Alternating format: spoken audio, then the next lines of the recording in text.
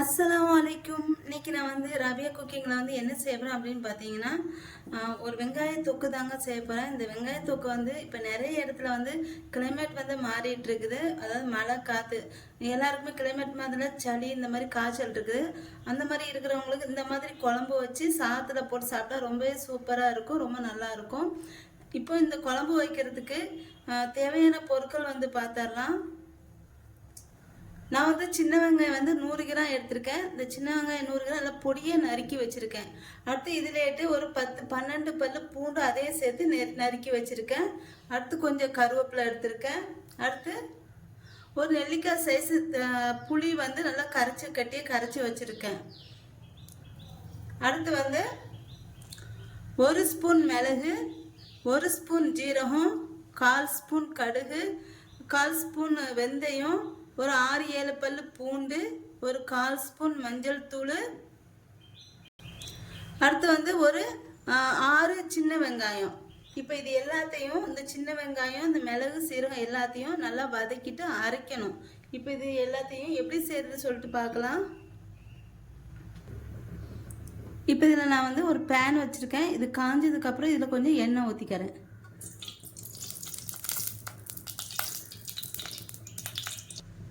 இந்த எண்ணெய் காஞ்சதுக்கப்புறம் இதில் மிளகு, சீரகம், வெந்தயம், கடுகு இது எல்லாத்தையும் நல்லா பொரிஞ்சுக்கணும். இது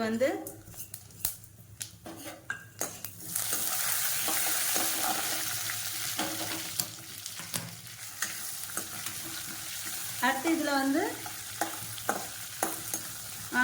சின்ன வெங்காயம் முறிச்சு வச்சுருக்கேன் பார்த்தீங்களா, அதை போட்டுக்கிறேன். அடுத்து பூண்டு போட்டுக்கிறேன். சேர்த்துட்டு இது எல்லாத்தையும் நல்லா வதக்கிக்கணும். லைட்டாக வதக்கிட்டு இது ஆறுனதுக்கப்புறம் நல்லா நைஸாக அரைச்சி எடுத்துக்கணும்.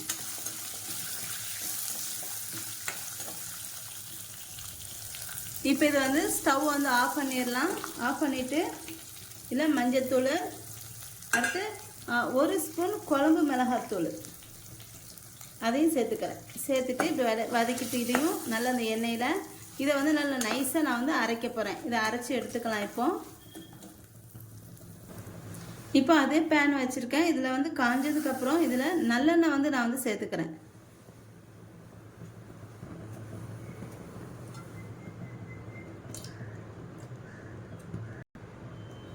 இப்போ எண்ணெய் காஞ்சதுக்கப்புறம் இதில் கொஞ்சம் கடுகு போட்டுக்கிறேன்.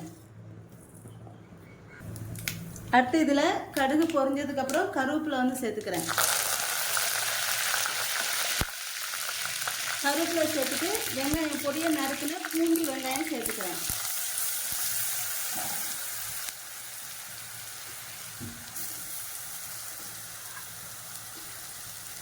சேர்த்துட்டு இதை நல்லா வதக்கணும். இந்த வெங்காயம் பூண்டு ரெண்டத்தையும்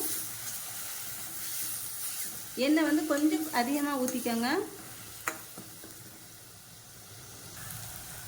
இப்போ இந்த வெங்காயம் நல்லா வதங்கிடுச்சு. இப்போ இதில் அரைச்சி வச்சுருக்கோம் வெங்காயம், பூண்டு, மிளகு, சீரகம் அதை சேர்த்துக்கிறேன்.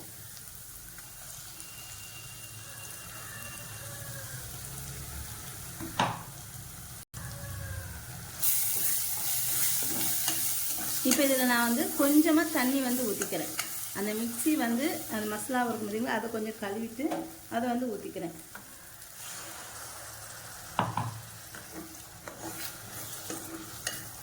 அடுத்து இப்போ நான் இதில் தேவையான அளவு உப்பு சேர்த்துக்கிறேன்.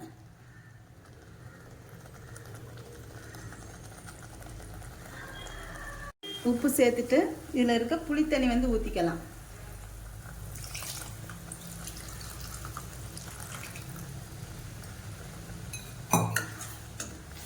நல்லா இதை கொதிக்க விடணும். பச்சை வாசனை போய் எண்ணெய் பிரிஞ்சு வரதுன்னு இது மீடியம் ஃப்ளேமில் வச்சு கொதிக்க விட்டுக்கணும். இதை உப்பு சேர்த்துட்டு இதில் இருக்க புளித்தண்ணி ஊற்றிக்கலாம்.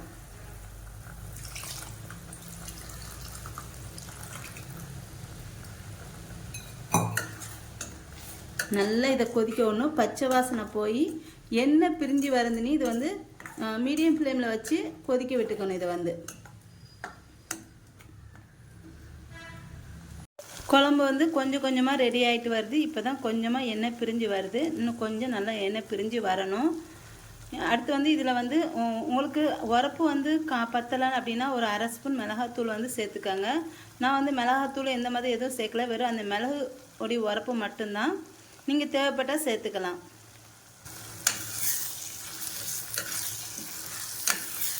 இந்த குழம்பு வந்து சாதத்தில் போட்டு சாப்பிட்றதுக்கு ரொம்ப டேஸ்ட்டாக நல்லாயிருக்கும். கண்டிப்பாக நீங்களும் செஞ்சு பாருங்கள்.